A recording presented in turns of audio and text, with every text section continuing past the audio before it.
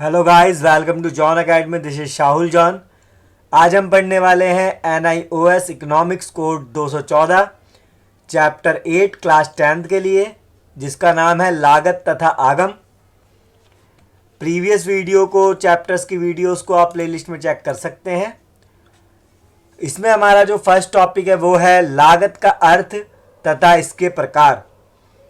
लागत किसे कहते हैं? किसी वस्तु का उत्पादन करने के लिए जो खर्च करना पड़ता है उसे लागत कहते हैं। ठीक है, किसी वस्तु को बनाने के लिए जो भी आपका पैसा खर्च होता है तो उसे क्या कहते हैं? लागत। जैसे कि आपने कोई कुर्सी बनाई, उसमें जो आपका पैसा खर्च हुआ उसको क्या कहेंगे? लागत। इसके प्रकार हैं 4: स्थिर लागत, परिवर्ती लागत, स्पष्ट लागत, अस्पष्ट लागत। स्थिर लागत किसे कहते हैं? जैसा कि आपने पढ़ा था स्थिर साधन के बारे में प्रीवियस चैप्टर में। स्थिर लागत से अभिप्राय उस व्यय से है जो स्थिर साधनों को किराए पर लेने पर किया जाता है, यानी कि खर्च किया जाता है। तो ठीक है, तो स्थिर लागत कौन सा है? स्थिर लागत किसे कहते हैं? एक ऐसा खर्चा जो स्थिर साधनों पर खर्च किया जाता है किराए पे लेने पर। जैसे कि अगर आपने कोई मकान किराए पे लिया तो वो क्या हो जाएगा? स्थिर लागत।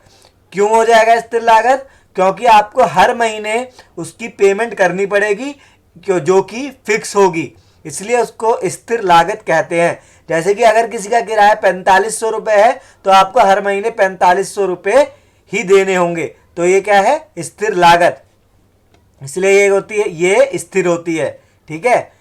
परिवर्ती लागत किसे कहते हैं?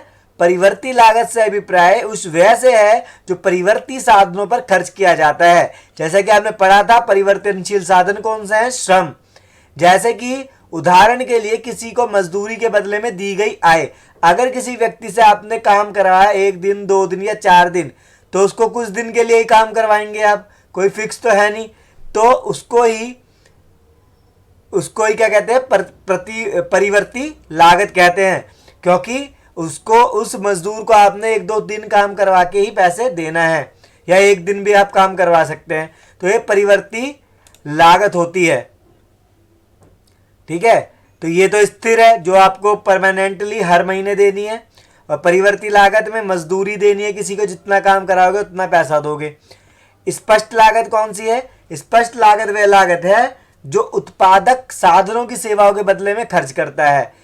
अगर कोई साधन की सेवाएं आपने यूज करी हैं, उसके बदले में आप पैसा जो देते हैं, इसे स्पष्ट लागत कहते हैं। उदाहरण के लिए अगर आपने कोई मकान का यूज करा, कोई दुकान चलाने के लिए परचून की दुकान आपने खोली और आपने उसका यूज करा, तो उसके बदले में क्या देंगे? आप किराया देंगे, तो इस पर उसे स्पष्ट लागत कहते हैं, क्योंकि आपने क्या करा था? साधन की सेवाओं का यूज करा था, यानी कि भूमि का यूज करा था आपने। अस्पष्ट लागत कौन सी होती है? अस्पष्ट लागत वह लागत है जिसका भुगतान उत्पादक दूसरों को नहीं करता। अब ये एक ऐसी लागत है, अस्पष्ट लागत वह लागत है जिसका भुगतान आप दूसरों को नहीं करते। माना आपने मकान किराए पे दिया ही नहीं, उसमें आप खुद ही रहे, तो वो किराया बच गया, तो अस्पष्ट लागत है। अगर आपने मजदूर को बुलाए बिना ही अपना काम कर लिया, जो भी आपको करना था, मजदूर को नहीं बुलाया और उसके पैसे बच गए आपके पास, तो अस्पष्ट लागत है। अस्पष्ट लागत को निहित लागत भी कहा जाता है। तो ये कंप्लीट होता है हमारा टॉपिक लागत का अर्थ तथा इसके प्रकार। नेक्स्ट है कुल लागत और औसत लागत तथा सीमांत लागत में के बारे में बता रहे हैं। तो कुल लागत किसे कहते हैं? किसी वस्तु का उत्पादन करने के लिए जो कुल खर्च करना पड़ता है उसे कुल लागत कहते हैं। यानी कि किसी भी वस्तु को बनाने के लिए जो भी आपका कुल खर्चा आया है, कुछ भी, तो उसे कुल लागत कहा जाता है। कुल लागत कुल स्थिर लागत तथा कुल परिवर्तनशील लागत का योग है। तो जो कुल लागत है किससे मिलकर बना है? कुल स्थिर लागत और कुल परिवर्तनशील लागत से मिलकर बनी है, जिसका रूल होता है TC बराबर TFC प्लस में TVC। फिर औसत लागत, किसी वस्तु का उत्पादन करने की प्रति इकाई लागत औसत लागत कहलाती है। ये सारे के सारी डेफिनेशन या अर्थ आपको सेम दिखाई देंगे, क्योंकि इसमें कुल लागत के अंदर सभी खर्चा आता है, यानी कि कुल खर्चा, औसत लागत में प्रति को यूज किया जाता है, सीमांत लागत में अतिरिक्त का यूज किया जाता है। तो किसी वस्तु का उत्पादन करने के लिए किसी वस्तु का उत्पादन करने की प्रति इकाई लागत यानी कि उसके लिए जो खर्चा लगा उसको औसत लागत कहते हैं। इससे ज्ञात करने के लिए टीसी को उत्पादन की इकाइयों से भाग कर देते हैं। देखो आप यहाँ देख सकते हैं, एसी का मतलब होता है एवरेज कॉस्ट, एवरेज कॉस्ट को हिंदी में कहते हैं औसत लागत, जिसमें टीसी यानी कि कुल टोटल कॉस्ट को यानी कि कुल लागत को यूनिट से भाग दे देते हैं यानी कि उत्पादन की इकाइयों से। इसलिए अगर आपको औसत लागत चाहिए तो आपको टीसी को उत्पादन की इकाइयों से भाग देना होगा। फिर है सीमांत लागत, किसी वस्तु या सेवा की अतिरिक्त उत्पादन करने की लागत सीमांत लागत कहलाती है। अगर कोई वस्तु को आपने प्रोडक्शन करा, बनाया, उसको उत्पादन करा, उसमें थोड़ा बहुत खर्चा आपका एक्स्ट्रा ही लग गया तो उसको क्या बोलेंगे, सीमांत लागत। क्योंकि आपका जितना खर्चा लगना था, माना आपके लगने थे 1000 रुपये और आपके लग गए 1100 रुपये, तो आपका ये सीमांत लागत कहलाएगी। नेक्स्ट टॉपिक है सीमांत लागत तथा औसत लागत में तुलना कैसे होती है। तुलना बोल सकते हो या संबंध, एक ही बात है। अगर संबंध आता है तब भी आपको यही लिखना है। जब एसी गिरता है तब एमसी भी गिरता है, परंतु एसी एमसी से ऊपर होता है। अब आपको ये समझना है इस डायग्राम से। देखो, जब एसी गिरता है, यहां देख सकते हो एसी जब गिर रहा है तब एमसी क्या है, ऊपर को जा रहा है, एमसी भी गिर रहा है। जब एसी गिरता है तब एमसी भी गिरता है। देखो, एसी गिर रहा है तब एमसी भी गिर रहा है, परंतु एसी एमसी से ऊपर होता है। देखो, एसी एमसी से क्या है, ऊपर, इसकी जो लाइन है एमसी की लाइन से ऊपर है। इसी प्रकार जब एसी बढ़ता है तब एमसी भी बढ़ता है। जब एसी ऊपर को जा रहा है तब एमसी भी ऊपर को जा रहा है, परंतु इस स्थिति में क्या होता है, एसी एमसी से नीचे होता है। देखो, अब क्या हो गया, एसी एमसी से नीचे हो गया है।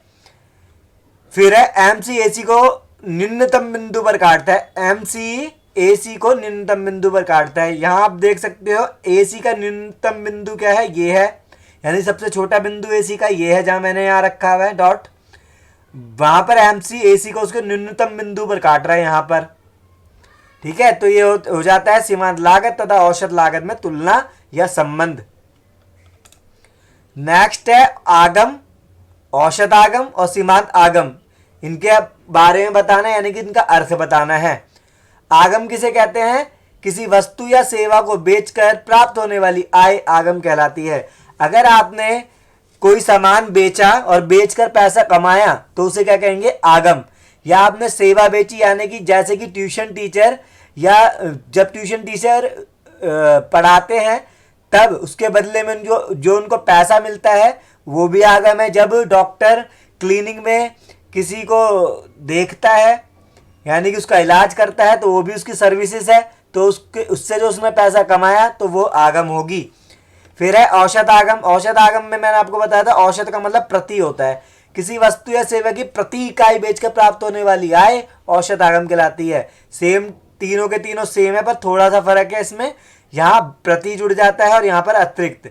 ठीक है, उसके लिए, यानी कि प्रति का मतलब के लिए, यानी किसी वस्तु या सेवा के लिए इकाइयां बेचकर प्राप्त होने वाली आय औसत आगम कहलाती है।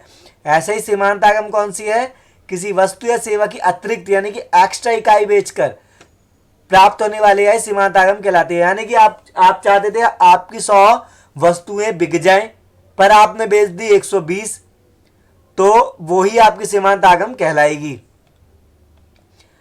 हमारा इसका लास्ट टॉपिक है औसत आगम तथा सीमांत आगम की तुलना या संबंध। ठीक है, अगर संबंध आए तब भी आपको यही लिखना है। तो इसमें मैंने आपके लिए टेबल नहीं बनाई है, इसको आप ऐसे भी याद कर सकते हैं। जब ए आर बढ़ता है तब एम आर भी बढ़ता है, उस स्थिति में ए आर छोटा होता है एम आर से। जब ए आर समान रहता है तब एम आर भी समान रहता है, पर ए आर बराबर होता है एम आर के। जब ए आर गिरता है तब एम आर भी गिरता है, पर ए आर बड़ा होता है, मोर देन होता है एम आर से। ए आर तथा एम आर दोनों का अनुमान किससे लगाया जा सकता है, टी आर से लगाया जा सकता है। तो ये चैप्टर आपका यहीं कंप्लीट होता है। अगर आपको इसके पीडीएफ नोट्स चाहिए तो आप शाहुल जॉन को टेलीग्राम पर फॉलो करना ना भूलें। अगर आप ऐसे ही और भी वीडियोस चाहते हैं यूट्यूब पर तो इस चैनल को सब्सक्राइब करना ना भूलें।